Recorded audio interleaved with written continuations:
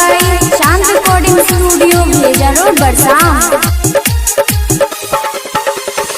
उतरे हो राजा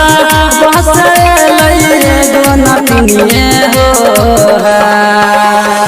उतरे हो राजा बसलैये दोना पिनिए हो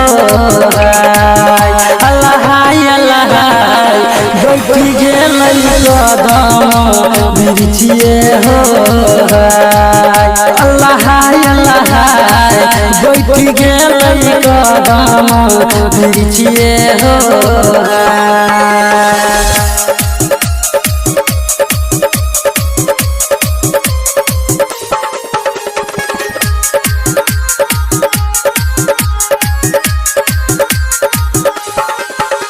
झीर झीर बहे अल्लाह शीतला बसंतिए हो झीर झीर बहे अल्लाह शीतला बसंतिए हो अल्लाह अल्लाह घर से बाहर भेलिन दुल्हनिए हो अल्लाह अल्लाह घर से बाहर भेलिन दुल्हनिए हो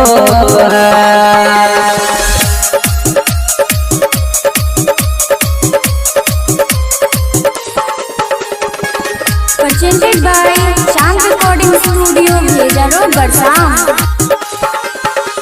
झारी झारी नानी कसिया चलल अपन घर दे हो झारी झारी नानी कसिया चलल अपन घर दे हो अल्लाह अल्लाह चल गेल अपन घर दे हो अल्लाह अल्लाह चल गेल घर दे हो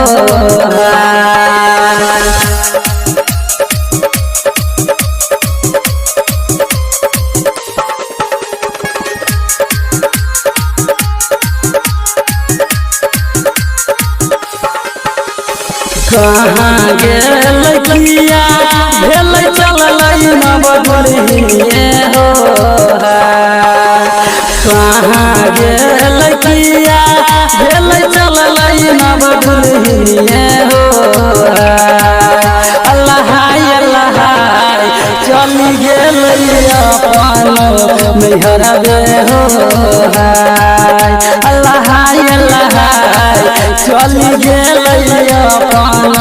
मेहर दे हो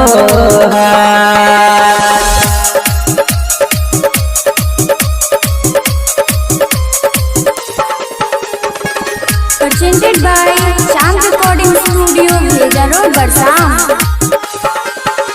लिखने छयन भैया अपने से मरसिया हो लिखने छयन भैया अपने से मरसिया हो अल्लाह अल्लाह गायक परवाना गाबै छै हो अल्लाह अल्लाह गायक परवाना गाबै छै हो।